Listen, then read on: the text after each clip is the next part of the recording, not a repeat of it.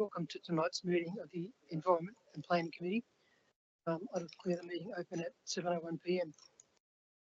Acknowledgement of country. I'd like to acknowledge the Bidjigal people of the Eora Nation, who are the traditional custodians of our lands, waters and sky in the Jordan River area.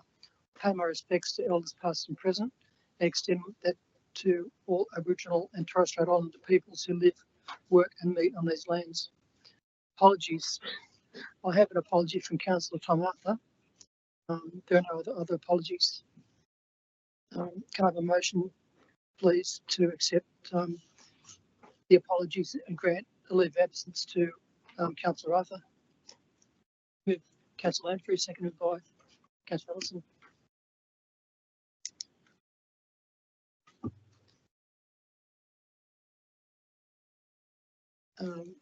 So I'll put the motion to accept the apology from Councillor Arthur. Can I have a vote on it, please?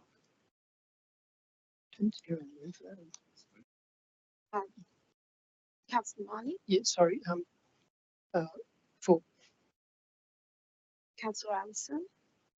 For. Councillor Sneed, Councillor Ball? For. Councillor Jamieson? For. Councillor Lansbury? For. The vote's unanimous. Okay, thank you. I declare that carried. There are no requests to attend the meeting by audio visual link.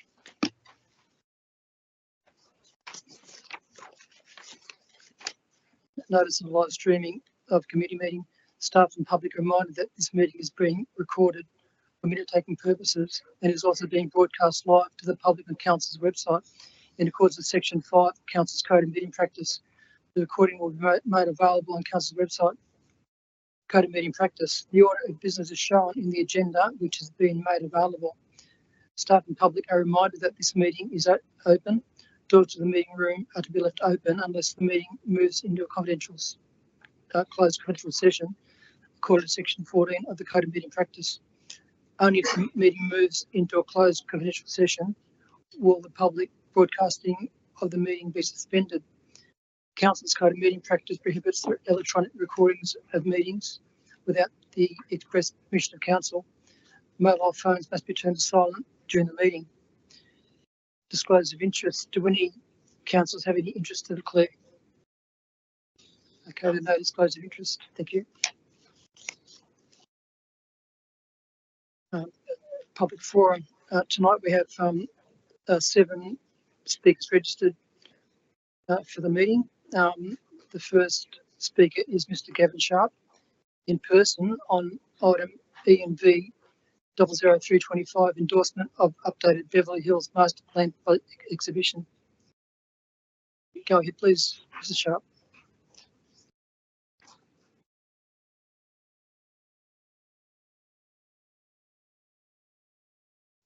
Thank you very much. Well, firstly, thank you for the opportunity of speaking today. By way of background, my family and I have been business owners, commercial property owners and residents of Beverly Hills for coming up to 50 years. We run our family business, the Professionals Real Estate at Beverly Hills on the old in the old post office building on the corner of King George's and Norfolk Avenue. It was with great hope and expectation that we awaited the revised master plan, and it has been with great disappointment that we've received it. I've had a look through it, and to be honest, I fail to see how the plan will affect any change at all. If you look at the 2 gateway sites on the northern end of King George's Road, they've both essentially been removed. The site on the corner of King George's and Road and Morgan Street, the footprint was reduced by over 3,000 square metres, the floor space ratio halved and 4 stories removed, and also changed to a commercial only zoning, and pretty much the same with the exception of the reduction in the size of the site for the building on the corner of King George's Road and Edgbaston Road. And to be honest with you, like I'm an estate agent, so I have a pretty fair understanding of the needs of property in the area. And there's very little demand for commercial property, plenty of demand for shop fronts, restaurants, cafes and so forth, but commercial premises, no. So it makes no sense to me that both of those sites, which really were prime gateway sites, would be changed over to commercial property. If you look at the shops or the majority of commercial premises on King George's Road, they currently have a 2:1 floor space ratio and 6 levels. Pretty much it stayed the same. I think if you've been upgraded to 2.5:1, which ours has been done, has occurred to, but really nothing's going to happen, because if it was going to happen, it would already have happened. So, and if I look at our site more specifically, we had our potential footprint reduced by 1,000 square metres, or just over. We went from 3.5:1 floor space ratio to 2.5:1 floor space ratio. In net terms, that's taking away about 500 square metres of retail and approximately 22 much needed 2-bedroom apartments. Several developers that I've spoken with have indicated that unless the floor space ratio is 3.5:1, it's not viable to develop. So if it remains at 2.5:1, it's an exercise in futility. So, yeah, so as I say, it's an extreme disappointment that the plan has come out the way it has. Just super quickly, Beverly Hills is in an awful lot of trouble. The cinemas have closed down, restaurants are hanging on by a thread, and there's just nothing happening. It's like a ghost town all through the day. The master plan had an opportunity to be able to revitalise it. If it were to move forward in its present form, I think it's an absolute waste of time and ratepayers' money, because nothing will happen. Thank you. Thanks, Mr. Sharp. The next speaker is a written submission from Brett Connell, and will be read up by the staff. It's on ENV 00225 Donnelly Park Management and Master Plan. To the Committee of the Environment and Planning of Georges River Council in relation to adoption of Donnelly Park Planning Management and Master Plan. Firstly, thank you for amending the statement that acknowledges Georges River Council does not have a valid overland flood study for Blakehurst and Cobbler Bay wards. You will also need to amend page 142, action number NRM 14 and 15, as the current Georges River Council stormwater policy is now December 2023, not 2020. In all fairness to the surrounding landowners of Donnelly Park, the area should remain unchanged until the flood study is completed with the impact assessment and hydraulic reports from an independent consultancy firm. There is a very steep topography surrounding Donnelly Park. If I can mention the planting of trees in the park, trees and stormwater systems don't pair well together. They block drains and pipes and affect the waterways. I've been a resident in Commerce Point and Cull Bay for over 40 years and have not spotted a koala nor seen a kangaroo hopping down Cull Parade. Trees are for bush like Oakley Park and the Royal National Park, not in residential areas. Lastly, as the park is open spaced and until the flood study is completed, there is a local soccer team being used like a cork in the ocean, being bounced around from ground to ground, trying to find a permit training facility for its members. Maybe this could be an option. Thank you. Thank you.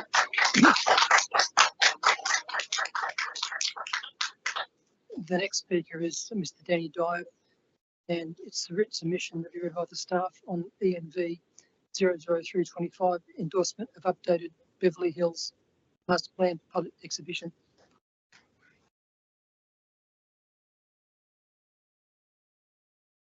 Submission in support of the Beverly Hills Master Plan update 28/8/24 and 17/5/23 on behalf of the landowner of 447 to 453 King George's Road, Beverly Hills. This submission is lodged in support of the Beverly Hills Master, seeking modest modification which are essential to encourage economically viable development. In conjunction with the Landowners Association, we previously lodged an application on behalf of 407 to 501 King George's Road for rezoning to be considered by Georges River Council from its current zoning to a mixed-use commercial and residential zoning with a minimum floor space ratio of 5:1 and a building height of around 40 metres. We believe this rezoning is crucial for the revitalisation of the Beverly Hills area, aligns with the New South Wales government planning priorities and presents a significant opportunity to address the pressing need for increased housing supply. Introduction and slight context. Diab Investments 2 Proprietary Limited owns the property at 447 to 453 King George's Road, Beverly Hills. This site, formerly occupied by Event Cinemas, represents a significant land holding within the Beverly Hills commercial precinct. However, the departure of Event Cinemas in May 2025 due to declining business performance in the area underscores the need for a strategic shift in the precinct's planning controls. Our initial intention upon acquiring the site in late 2019 was to maintain it as a tenanted investment. However, the unforeseen impacts of COVID-19, coupled with the declining cinema attendance and the closure of the council car park, significantly impact the viability of the cinema business. This situation, along with feedback from the prospective tenants, has led us to conclude a fundamental change in land use is necessary to unlock the site's potential and contribute to the broader revitalisation of Beverly Hills. The Beverly Hills commercial areas currently face significant challenges. Businesses are struggling, as evidenced by the closure of Event Cinemas and the limited interest from prospective tenants seeking uses that would contribute to a vibrant mixed-use precinct. A shift to use mixed development incorporating residential components is essential to increase foot traffic and supported local businesses. A new residential population will provide consistent customer base for existing and future businesses, creating more sustainable and vibrant commercial environment. Improve amenity and public realm. Mixed-use development can incorporate improved streetscapes, public spaces and community facilities, enhancing the overall effectiveness of the area. Address housing affordability and supply. Will I continue? We might leave it there if that's okay. It's not even halfway through. Gonna have a time. I can send it to you. Yeah, thank you. The next speaker is Matthew Montgomery, and it's on ENV 00225 on the Donnelly Park Management and Master Plan. Go ahead, please, Mr. Montgomery. Thank you. Good evening. My name is Matthew. I'm a resident of Connells Point. I'm here on behalf of the many affected residents who have voiced their concerns about the outcomes of the public exhibition and adoption of the Donnelly Park Master Plan. The surrounding area is predominantly residential, and after reviewing the 62 submissions received along with council's responses, it's clear the process has not been fully comprehensive or transparent. Notably, it fails to address a key issue raised by rent-paying residents, the impact on property values with proposed planting of new trees. The number of residents in Connells Point is approximately 3,000, and Action 21 will diminish views and impact the median house price. When we bought our properties, we did so because of the views of the park, the bay, and the river. Many of us paid a premium for the uninterrupted vistas that define our homes. However, this plan, particularly the focus on achieving a 40% canopy cover, threatens to block those views. Framing the view with trees does not preserve it, it blocks it, especially for those of us who live on higher ground around the park. The tree will also impact the ground level properties surrounding the park, as their second floor views will be blocked by the tree canopy as the trees mature. Council has acknowledged the community's concerns about diminished property values, yet the master plan fails to address this. I've spoken to a highly successful real estate agent with over 30 years experience in the Georges River LGA, and they've confirmed that planting trees in the park will affect property values in Connells Point. Despite this, Council has done nothing to reassure or address these concerns. What we're seeing in the plan are proposed amendments that benefit the Council's objectives but fail to address the real issues raised by the affected residents. For example, Council describes Donnelly Park as a small and secluded area, yet it still proposes planting clear stem trees on the northern western boundaries in this small area to help meet their 40% target. The plan completely overlooks the amphitheatre-like terrain, where elevated homes will have their views impacted. Council's policy states that no one individually owns a view, but we're not talking about an individual here. We're talking about an entire community, and our quality of life is directly impacted by these proposed changes. The only amendments suggested so far seem to suit council's agenda without considering the concerns of the residents who live here and pay council rates. There are many residents that are not fully informed of the council's intentions, especially with language barriers for those who do not speak English as their first language and who are unable to provide feedback. Council officers have recommended no amendments to Action 21. However, it's abundantly clear that the rate-paying residents do not want Action 21 included in the master plan for Donnelly Park. We urge the Georges River councillors to reconsider this action.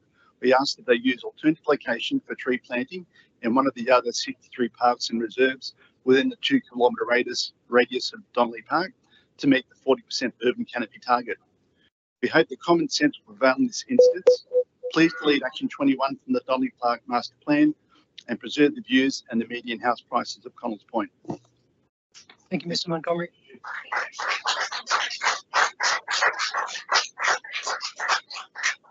The next speaker is Stephen Bible on E&V 00225 Donnelly Park Management and Master Plan. Go ahead, please, Mr. Bible. Stephen Bible, President of the Connells Point Progress Association.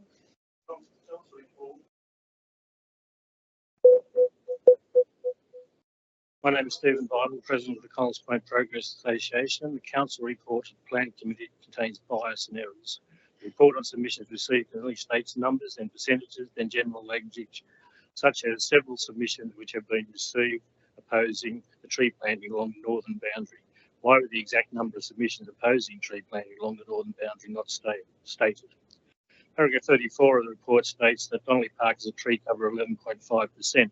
However, this figure excludes the southeast bushland zone, the most densely planted area of the park. Why was this zone being excluded in the tree cover calculation when it is part of the park? Georges River Development Control Plan 2021 in views, impacts objectives, states recognise the value of views and private dwellings and encourage view sharing based on the tenacity planning principle. Why should the planning principles on views established by the Land Environment Court and Tenacity Consulting versus Warringah Council not be applied to Action 21 boundary tree planting? The use of clear stem native tree species is intended to minimise the impact on residents joining Donnelly Park. This does not address the impacts on views for residents who reside further away from the park. The land rises from Donnelly Park to the north, and residents on the high side of Lochmarie Crescent and in Terry Street will have their current views over the park impacted by the tree canopy. How is proposed to minimise impacts on their views? This accident item should be removed from the Plan of Management Master Plan. The other big issue along that northern boundary is the position of sewer mains and stormwater lines. As the previous speaker said, trees and stormwater lines don't mix, with trees and sewer lines have worse impact. The problem could be overcome with suitable landscaping along the northern boundary with pockets of low shrubs and bush better for smaller birds. That would not impact on views, but still promote increase in vegetation coverage and biodiversity preservation as required in working together for a better future community strategic plan. Public hearing into changes to land categorisations, I believe, breach the Local Government Act, and that the chair is supposed to be an independent person. The Act states that the person presiding a public meeting must not be a councillor or employee of the council. The chair of the public hearing for Donnelly Park was Mr. Alan Gins, who is the director of Gondwana Consulting Proprietary Limited, a company that had a contract with Georges River Council to prepare a plan of management for Donnelly Park and was also one of the authors. Mr. Bible, can we leave it there because you're criticising council consultants? So can you either move on or finish?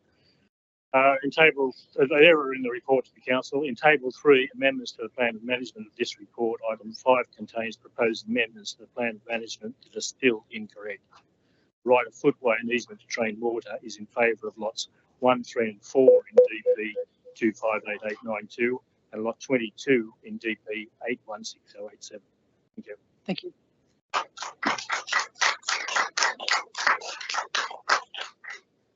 The next speaker is Ian McDonald on E&V 00325 endorsement of updated Beverly Hills Master Plan for Public Exhibition.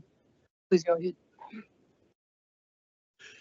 Yes, I'm a resident of Beverly Hills on the western side near where the car park is, which has been built. This whole process has been a very long process. There's been so many plans and replans. It's just been almost impossible to keep track of everything. And whilst we all, here tonight, we all get to go home and have a nice place to sleep in, whereas in Sydney, there's lots of people who don't have anywhere to live at all, don't have anywhere to sleep, and they live rough. And one of the reasons why is because planning takes too long. Beverly Hills can support more people. We're relatively not that dense, nearly compared to places like Kogarah and the rest of the Hurstville train line. We just need zoning to be financially viable, and it will actually happen. And it could have happened 4 or 5 years ago on many sites within Beverly Hills. We thought this was all going to be wrapped up about 2019 before COVID even happened. Near where I live, there's the car park has been built, which doesn't get used that much. The corner of the whole Edgbaston Road, Melbourne Street, King George's Road, that corner could be a big complex of 200 residents with some shops or maybe a small shopping centre, but instead it's left with only about 30 dwellings. So that's about, as I said, probably 170 more dwellings that could be in place at the moment that aren't. I don't think that area would have any flooding issues. I've seen really strong rains, and it doesn't get close to flooding down where we are. Near the old Pizza Hut and Cinemas Mate was probably a very different story. There's some talk about the gas pipeline, which no one seems to understand, because some people say it's shut, and others seem to think, well, the owners of the pipeline have quite insistent it's perfectly safe. So I'm not quite sure why that would be an issue, but I would say if it isn't as safe as it should be, then let's just shut it down. Otherwise, that might be someone else's realm. Other more points that I'm going to make is that having the car park on one side and retail 300 metres away or 200 metres away on the other side of King George's Road doesn't even make any sense, because people can't be pushing shopping trolleys across King George's Road. It's quite steep there, as well as it's not something that happens anywhere in Australia, I would have thought. The rail corridor is something that should have been, I think, enhanced more. It's developing there rather than on King George's Road, because I don't think many people, like myself, would want to live on a high rise on King George's Road with exhaust coming out of the car into windows, and it wouldn't be good for your drying your washing on the balconies, etc. And also having a hotel near a storm drain, straddling it doesn't seem to make any sense to me as either, as well as having intense building around, say, the corner of King George's Road and Stony Creek Road, because I know Beverly Hills Primary School, where my son was going, a lot of little kids there, they would walk by themselves, and it wouldn't be safe to have a massive development there, in my opinion. Thank you very much. And the last speaker is Jim Bassett, again on ENV 00325, endorsement of updated Beverly Hills Master Plan Public Exhibition. Please go ahead. Good evening. Thank you for the opportunity to speak at tonight's meeting. My name is Gemma Bassett. I'm an Associate Director at MECO, and I'm speaking on behalf of a large group of landowners, the Beverly Hills Owners Association, against the updated master plan. The Owners Association has engaged in good faith with Council for over 8 years to progress an appropriate planning outcome for the town centre. They lodged their own planning proposal for the western side of King George's Road in 2022, and that's now subject to a rezoning review with the department. It's well in advance of Council's own master plan. The Owners Association raises serious concern that the proposed amendments to Council's master plan would render the redevelopment of the town centre unfeasible, particularly to the western side of King George's Road. Since the master plan process was first initiated by Council, New South Wales Government is now responding to a housing crisis through a raft of housing reforms aimed at delivering dwelling completions. We believe Council's revised master plan unduly limits the potential housing uplift in a well-located and well-serviced town centre. It contradicts the priorities of New South Wales Government and further exacerbates the housing pressures being faced by residents in Georges River. In short, it's not in the public interest. At Council's request, the Owners Association has commissioned their own technical reports on flooding and the gas pipeline, which we have asked to be circulated to councillors today. The reports show that technically the detailed design of the sites can successfully resolve these matters, which is not an option that's been contemplated in the committee report. Additional stormwater drainage capacity can be achieved through detailed design building footprints that have the potential to retain the overland flow path much better than the existing buildings on site. In relation to the gas pipeline, the inclusion of landscape buffers within the zone of influence would be effective, as with other developments along the pipeline, such as the commuter car park. We're confident that the sites to the west portion of the master plan can reasonably achieve a GFA of at least 3.5 to 1. We do support the decrease of non-residential FSR to 0.5 to 1, but we're concerned that we have 407 King George's Road becoming an E2 zone, which limits the residential opportunity. It's also disappointing that the master plan retains the current FSR controls of 1.5 to 1 and 2 to 1. Given the amount of work that's been done to date, we consider the FSR of Council's master plan is too conservative. We know from our own economic assessment that these controls are unfeasible and will not lead to redevelopment. It's an issue that's been repeatedly reassessed over the last 8 years. We appreciate Council may not have been able to fully review the technical reports we've shared today, so we urge Council to defer the consideration of the revised master plan to a later date to allow proper consideration of these reports. This also allows a decision to be made regarding the rezoning review at 407 to 511 King George's Road in Beverly Hills, and can inform proposed amendments to the plan holistically. Thank you for your time. Thank you. The next item is confirmation of minutes of previous meetings. Confirmation minutes of Environment Planning Committee meeting held on 9th of December 2024. Can I call for a mover and a seconder, please? Councillor Lansbury, Councillor Ellison. And if you could just take a vote on that, please. Councillor Marnie? For. Mayor Councillor Ball? For. Councillor Allison? For.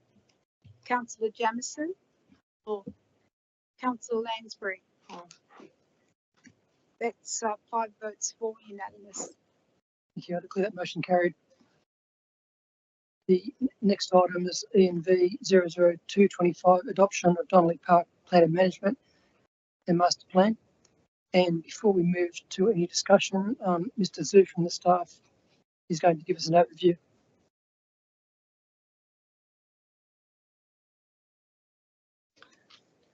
Thank you, Mr. Chair, and good evening, councillors, executive staff, and the members of the public.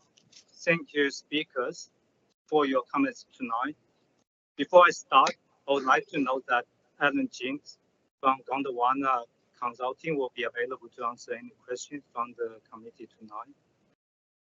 This agenda item is to provide an update on the public exhibition of the Donnelly Park Plan of Management and the Master Plan, and to recommend the final plan of management, including the master plan for adoption. Donnelly Park spans 2.5 hectares along the Georges River Council, offering open spaces, a playground, and the community facilities. At its meeting on the 25th of September 2023, Council endorsed the draft Donnelly Park Plan of Management and the Master Plan for Public Exhibition. And for the draft Plan of Management to be forwarded to the Crown Land. Following the required amendments, on the 7th of March 2024, Crown Land confirmed that draft Plan of Management, including the Master Plan, and issued consent for public exhibition. During the exhibition period from March to May 2024, Council received 62 submissions, while Council received strong support for playground upgrades, amenity improvements, and the enhanced open spaces.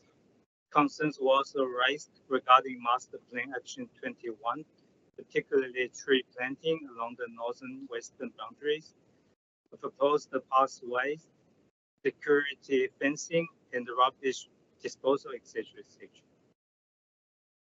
All the submissions have been assessed, and the summary of each submission with a response is contained in the attachment 3 to the report. As discussed in the report, Council officers do not recommend any amendments to Action 21, as the proposed tree planting along with council's tree management policy and directly contributes to mitigate strategic risk. 5, which is climate change, is identified in council strategic risk 2024/25. On the 30th of April 2024, a public hearing was also held regarding proposed change to the land categorization in Donnelly Park. Categorization related concerns were raised in the meeting and within 2 written submissions. All those concerns were discussed in the public hearing report, which recommended no amendments to the land categorization.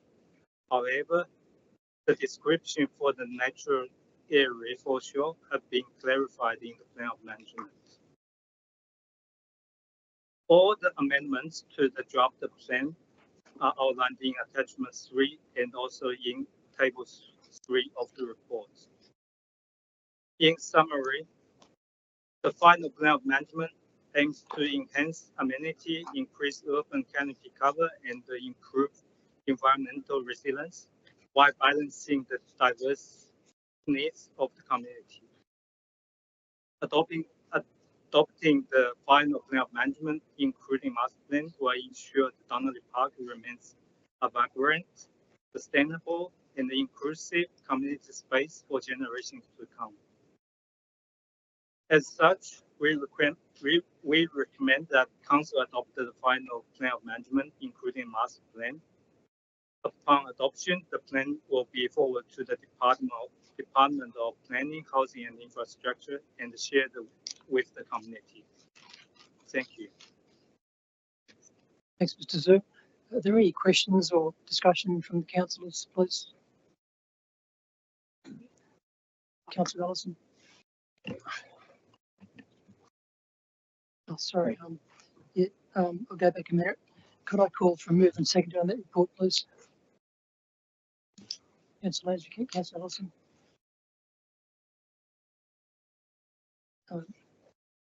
Yeah, okay. Is there any discussion or questions? Councillor Ellison. Yes, Mr. Chair. Listening to those speeches given in favour of Donnelly Park not having the trees planted, I was really disappointed. I can't quite believe what I hear in this day and age when we've got all the problems that we have. We've got deforestation. We've got climate change. Everybody's got to take their, do their bit. And I just think it's been so myopic that, you're trying to protect this water view, and yet it's just such a small section. And speaking of myopia, it's this. And then beyond that, you're looking at the houses in Kyle Bay, Kyle Parade, or whatever it is over there, Kyle Bay. They're losing their canopy. So you're not looking at trees, you're looking at the water, a little bit of water, and you're looking at basically other houses. I just think we need to really think about this one. It seems so selfish. We've got to spread the load over the whole LGA, and you've got a perfect opportunity to plant more trees. It's council land. And I just think you really need to have a little look and think about. Excuse me, Councillor Ellison. Yes. Could you address the chair and director, not the residents? I'm sorry. Thank you, sir. That's all right. Okay. I think that's probably all I need to say. Okay, thanks. Thank you very much. Anybody else with a question? Councillor Lansbury. Thanks, Mr. Chair. Actually, he's taking it up from what Councillor Ellison was talking about, the trees, which seems to be the main concern from our speakers tonight. There are other issues, but that's the main concern. When you look at the what's the word? Master plan, the picture. Sorry, brain's not functioning. It doesn't look to me like we're talking about like a hedge of trees or a whole lot of trees. It looks like there, and from how it's described within the report and a response that we had from Ms. McMahon today, it's just a number of trees that have been sort of equally spaced along the fences there. Is my understanding of that correct? If you refer to page 101 of the business paper in Action 21, I'll read it out in full. Yeah. Provide native tree plantings along the park's northern and western boundary, in brackets, between houses with clear stemmed tree species to minimise impacts on residents' views, close brackets. So yeah, my understanding of that is it's not going to be like a wall-to-wall range of trees. It's going to be sort of, I know it's probably a really stupid question, sorry, but given the level of interest in it, is there an estimated number of trees in that location that No. may be planted? No, it's too soon. It would be an operational issue. Yeah. That would also address the issues of stormwater and sewer lines that have been raised by residents, because that would be checked before any planting of trees. Which would, you would think, impact the number of trees and the size of trees that would be planted because of the impact that they may have tree root wise on those structures, yes? It may, but I'm not an arborist. Yeah. Yeah, okay, thank you. Councillor Hall, sorry, Mayor Bourke. Yeah, just in terms of the native trees, are you able to give any guidance on the type of species and the heights that they would be anticipated to grow? No, we haven't limited the height or the species, but we use the native the native species that are listed in the Tree Management Policy Council. With our plans of management and the actions to plant trees, native species, we don't limit height and type. Yeah. Through the chair, could I ask another question? Just if you could just provide a comment in relation to the flood study impacts. I think that they were raised by Speaker Mr. Cornell. Council's currently finalising a new floodplain management study for the former Cogra area, and this plan lies within that. But the actions within the plan of management will implement whatever comes out of that study. There's no conflict. Thanks, Councillor Z. Councillor Jamieson. Sorry, if I could ask a couple of questions. So this type of tree planting, isn't that already in a lot of the rest of, like in Mortdale and to Boat Ramp and things like that?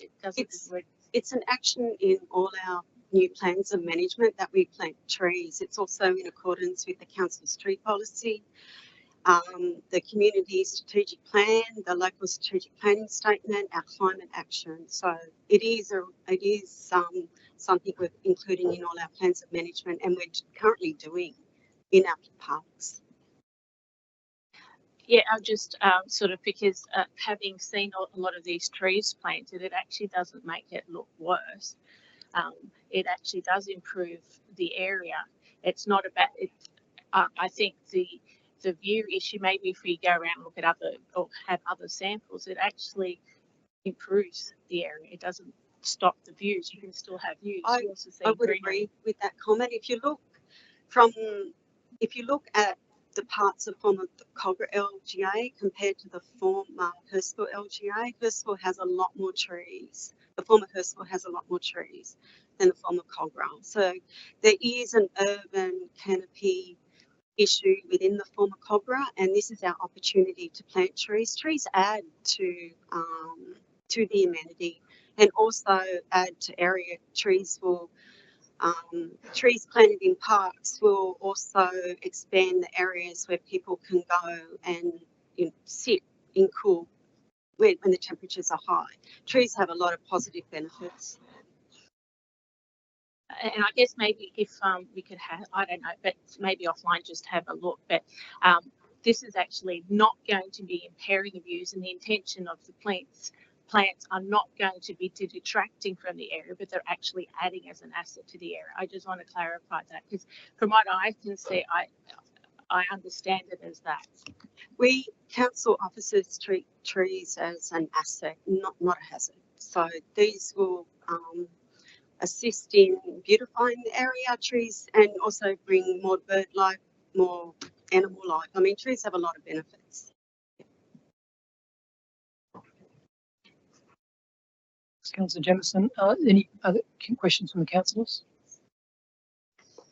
In that case, I'll put this report, and if we could go around the room for a vote, please. Councillor Marnie, For. Mayor Councillor Ball, For. Councillor Allison, For. Councillor Jamieson, For. Councillor Lansbury. For.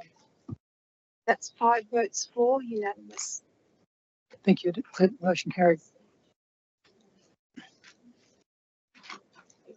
The next item is E&V 00325, endorsement of updated Beverly Hills Master Plan for Public Exhibition. And before we move to a discussion, I would like to ask Ms. Singh from the staff to give a report, please.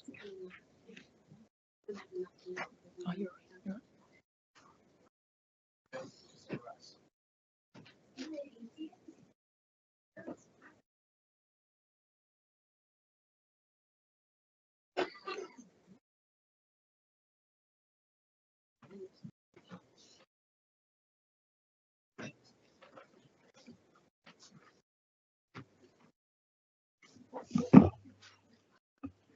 Thank you, Ms. Singh.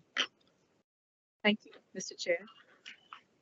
Good evening, councillors, executive staff, and members of the public. And also thank you to the speakers for your comments tonight. Last Monday, a briefing was presented to councillors on the contents of this report for tonight on Beverly Hills Master Plan. This project commenced in 2017 and its history, various council resolutions, its public exhibition in 2020, and current key issues to date were discussed at that briefing last Monday.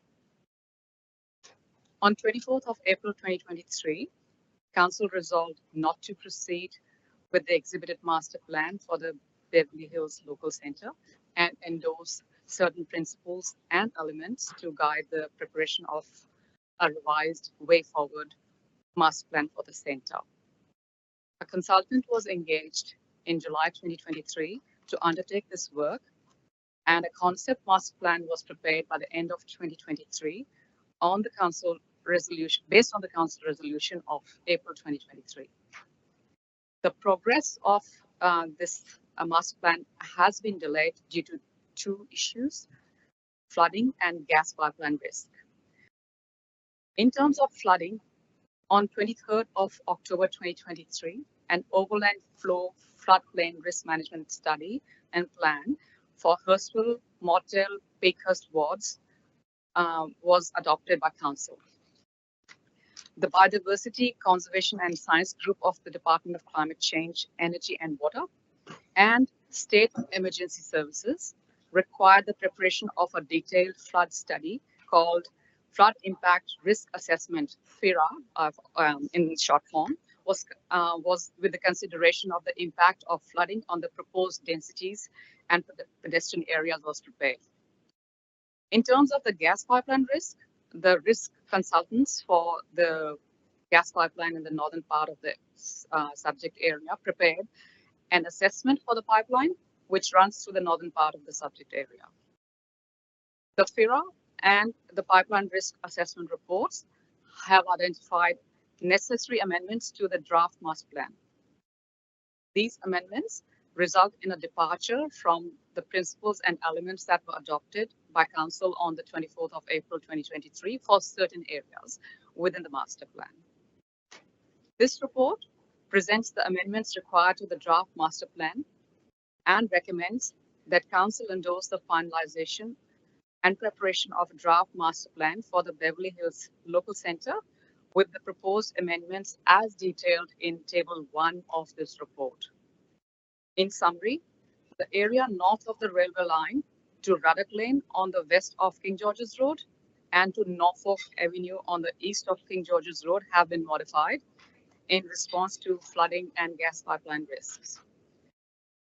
The area south of Ruddock Lane and Norfolk Avenue on both sides of King George's Road is based on the principles and elements endorsed by Council in April 2023. The housing investigation area on the east of the commercial zoning is recommended to be discontinued as it is affected by floodways. The other thing that this report recommends is requesting council to endorse the community engagement program outlined in this report. And subject to council endorsing these proposed amendments, the next steps will be to finalize the amended master plan and accompanying studies, public domain plan, transport study, gas pipeline study, flood impact risk assessment, and then place them on public exhibition as per the community engagement plan outlined in this report. And then a further report will be submitted to council after public exhibition, and which will consider submissions and any amendments to the master plan. Thank you, Chair. Thank you, Ms. Singh. Could I call for a mover and seconder to that report, please? Councillor Lansbury, Councillor Ellison. And are there any questions or discussion from the staff, please? Mr. Chair, I would just like to speak briefly to it, if that's okay. Acknowledging the fact that we've had a number of speakers tonight raising their concerns about the master plan, which has been wound back considerably since it first came to us in the first term of Georges River Council. It's very different. I absolutely acknowledge that. But more information has come to council officers' attention in the last 12 months, I guess, would be in relation to the gas pipeline and flooding risk, which we as councillors can't ignore, hence my support for this recommendation, where tonight what we're doing is we're not endorsing it as such, we're endorsing it to go at an exhibition. So I would encourage people to make a submission to express your views once again. But I think, you know, I'm very surprised when we were presented with it last week that it has been sort of stepped back quite a lot from its original form, going back to I think 2020, 2021. And we were at that point in time being strongly encouraged to push forward with it, even though we didn't have all the information, not by the current administration. We didn't have all the information that we required in relation to the gas pipeline in particular. And I, for one, am very glad that we didn't push ahead with it and that we did go back to the drawing board, and even the last, well, not the last one, but the one before, when we had the compulsory acquisition component, which we had a lot of opposition from the community in relation to that as well. We have walked back a long way from what was originally proposed, but that it's been necessitated by information that's come to light with the gas pipeline and the flooding risk, which has also emerged over the last couple of years, because that wasn't an issue when we first discussed it, to my recollection. But I understand people are concerned about it, and yep, I'm the first one that's going to say we have a housing crisis and we need to address that, but perhaps we need to approach it in a different way than what we originally thought we'd be able to do. Well, not perhaps, we do have to approach things in a different way from what we thought we were going to be able to do in Beverly Hills. We have to wind back some of that residential component that we thought we still are going to be able to, if we do get things built according to what is proposed here. We will increase our housing capacity, but not every location is ideal, and it's turned out, who knew, we know now that what we'd originally thought we could do in Beverly Hills is not going to happen to that extent. We all are also very aware that that main shopping strip is very tight and it does need an injection of life and it does need to be redeveloped. But I think part of the problem with that has been the limbo that we've been in with the master plan. We've got to push forward with it, get this one out on exhibition. Hopefully we will be able to endorse something in the very near future and not have to wait another number of years before we get to that point. But I just think it's important to put on the record that it has been wound back because of the information that's come to light, and it would be pretty irresponsible of us as a council to move forward when there was those risks that have been presented to us in the report. So I'll leave it there. Councillor Lansbury, Councillor Jamieson. Yeah, because if we take this to the state government, and we get like the original plan and disregarded this risk, would they let us put it through?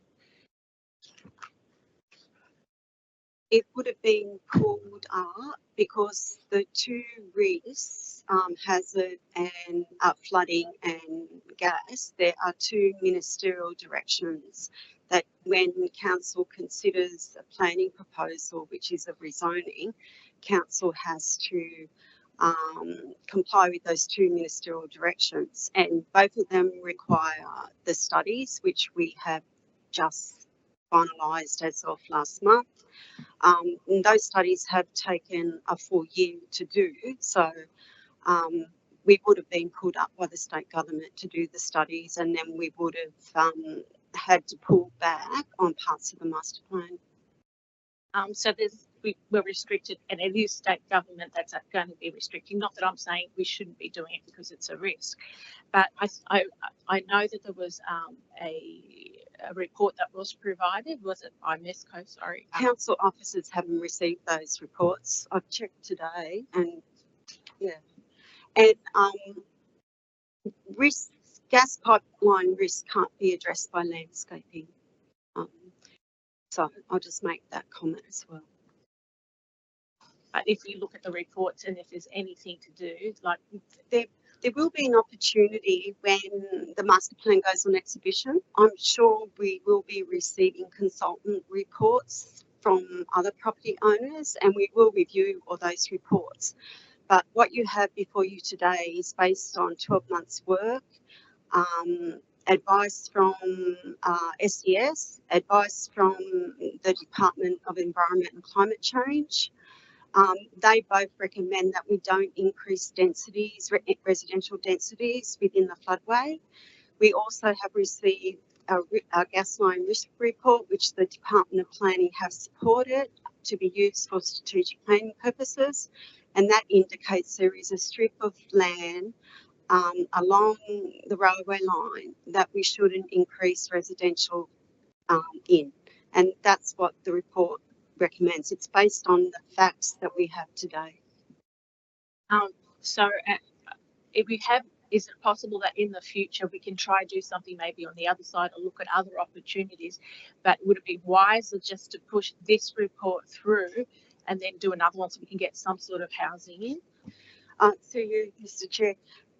The master plan commenced in 2017. I agree with all the speakers that it's taken too long, and I think we need to finalise the one we've got.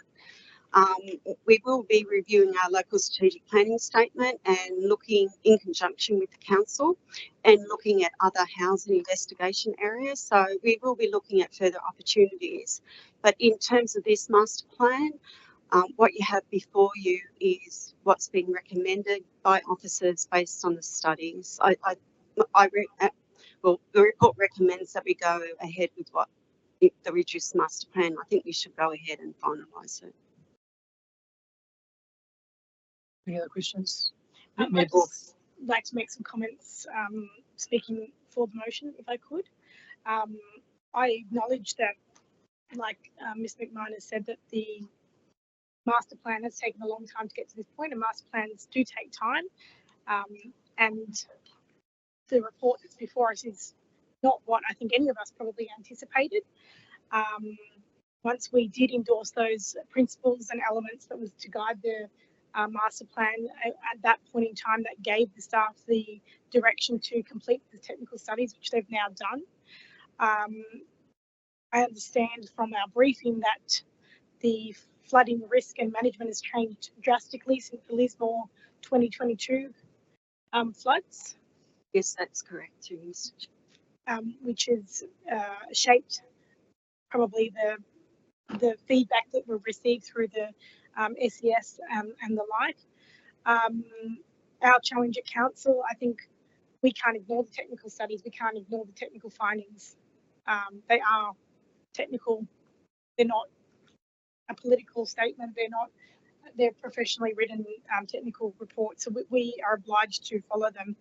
Our challenge at council is to provide the revitalisation to Beverly Hills that the master plan was intended to achieve, and we need to, that's our challenge now, is to deliver upon some revitalisation without the reliance on the developer contributions that we were expecting in the former master plan. So I acknowledge that this is not what everyone was anticipating, and it is disappointing having waited for so long, but unfortunately we have to follow the technical advice. Thanks, Mayor Brook. Any other questions from the councillors? In that case, I'll put this item to the vote. And can Gary in the room, please. Councillor Marnie, For. Mayor Councillor Ball, For. Councillor Allison, For. Councillor Jamieson, For. Councillor Lansbury. For. 5 votes for, that's unanimous. Thank you. I declare the motion carried. The next item is ENV 00425 Heritage Building Grants Program 24-25. And before we move to any discussion, I'd like to ask Ms. Porter from the staff to give us an overview. Thank you, Chair. Good evening, councillors, executive staff and members of the public. This report provides the recommendations to Council for the grant funding under the Heritage Building Grant Program for 2024 to 25. The grant program aims to assist in the promotion and protection of heritage items in the Georges River local government area. The program provides a dollar for dollar financial assistance for minor conservation and maintenance works, up to 50% of the cost to a maximum of $10,000. The grant program was unfunded in the previous 2 financial years, but for this financial year, Council resolved to allocate $25,000 to the program, and the total available funds is $48,000. The grant applications were open from the 15th of August until the 13th of October 2024. All eligible property owners were notified via a direct letter, and in response, a total of 22 applications were received. The grant applications were assessed against the criteria contained in the Heritage Building Grant Program Guidelines, which is publicly available and also attached to the report. Due to limited funds, consideration was also given to the projects which had a high public visibility and broader community benefits to receiving a grant, as well as whether the site had received a grant before, the necessity of the works and the overall benefit of the project to the heritage item. The report recommends 13 applications for a grant, and these range from $2,500 up to $5,000, which must be matched by applicants. And these works recommended for funding largely relate to external repainting, roof repairs, repairs to original timber and windows and trimmings, as well as repointing of brickwork. And the 9 applications that aren't recommended for funding are due to either an incomplete application, works that are unauthorised or ineligible under the guidelines, or lacking in overall merit when compared to the other higher priority applications. So subject to Council's endorsement of the recommendations of the report, all applicants will be notified of the outcome, and the successful applicants will have until the 1st of December 2025 to complete the works. And any funds that aren't taken up will be able to be rolled over for future grant programs. Thank you. Thanks, Ms. Porter. Are there any questions or discussion from the staff, from the councillors, please? No questions. In that case, I'll put the item to a vote. Sorry, Councillor Lansbury. We still need a mover and a seconder, Mr. Chair. Sorry. Yeah, thank you. Can I have a mover and seconder, please? Councillor Lansbury, Councillor Ellison.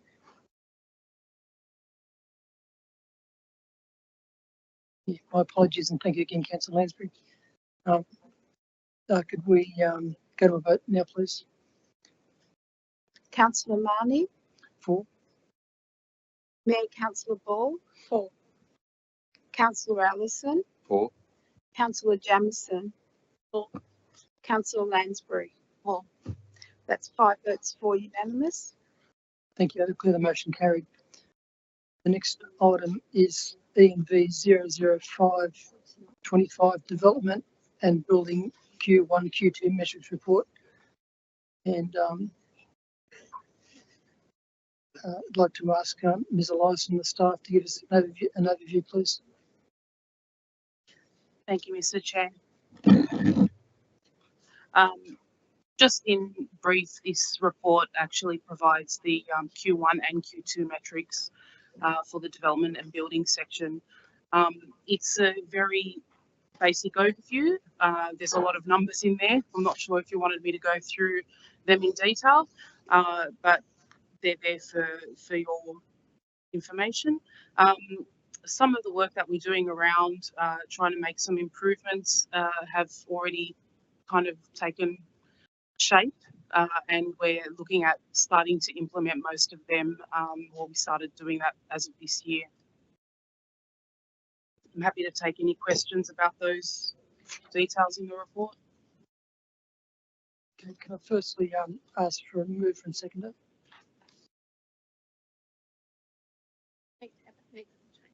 Who was first? Not in those. Yeah, so Councillor Jamieson, Councillor Ellison. Okay, are there any questions or discussions from the staff, from the councillors? Through you, Mr. Chair, I know that it's in the report, but I just need a bit more of a clarification on our processing times. How we're going with that? Getting better?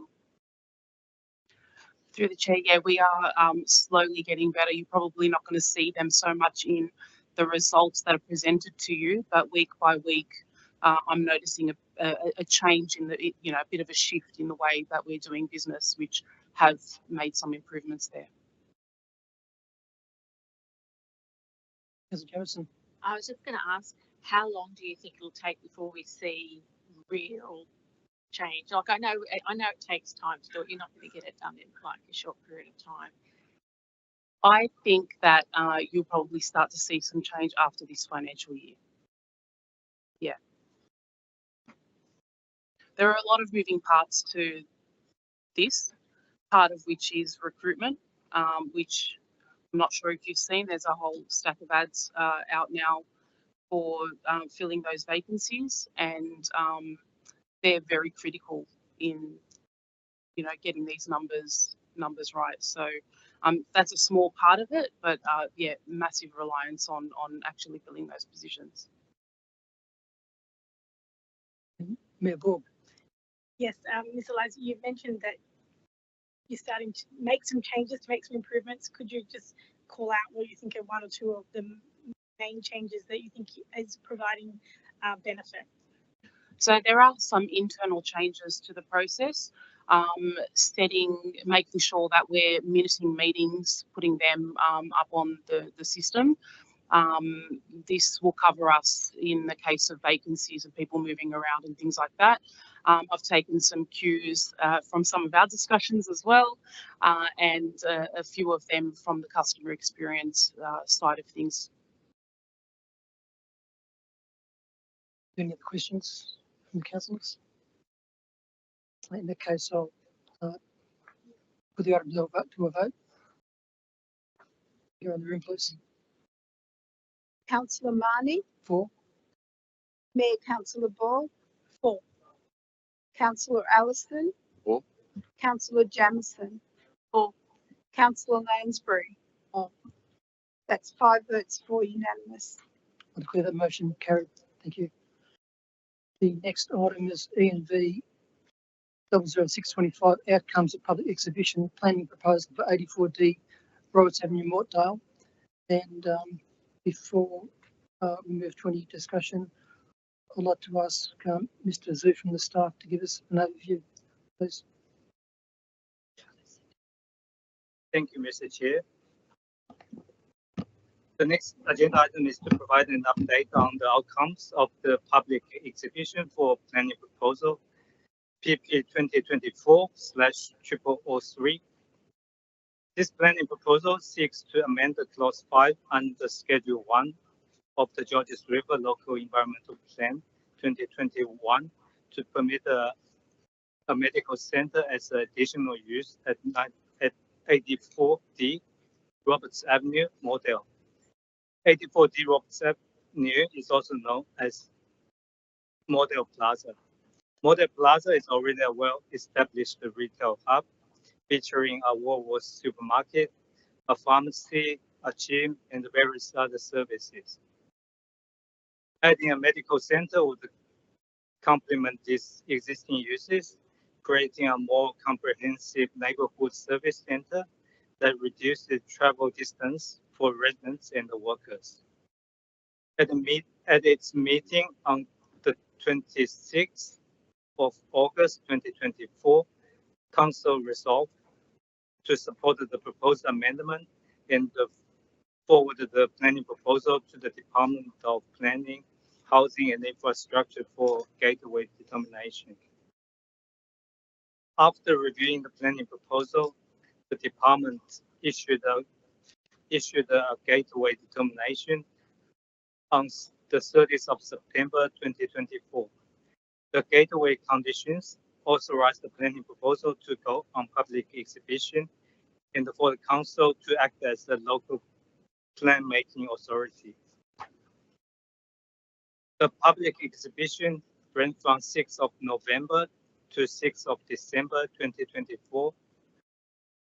During the exhibition period, 3 submissions were received, all in support of the planning proposal. In conclusion, this planning proposal demonstrates both strategic and site-specific merit. It addresses local needs, supports community health infrastructure, and aligns with the broader strategic planning objectives. As such, we recommend that Council adopt the planning proposal as exhibited and forward it to the department for finalization as the next step. Thank you. Thanks, Mr. Zhu. Can I call for a mover and seconder, please? Councillor Allison and Councillor Jamieson, thank you. Are there any questions or discussion from the councillors, please?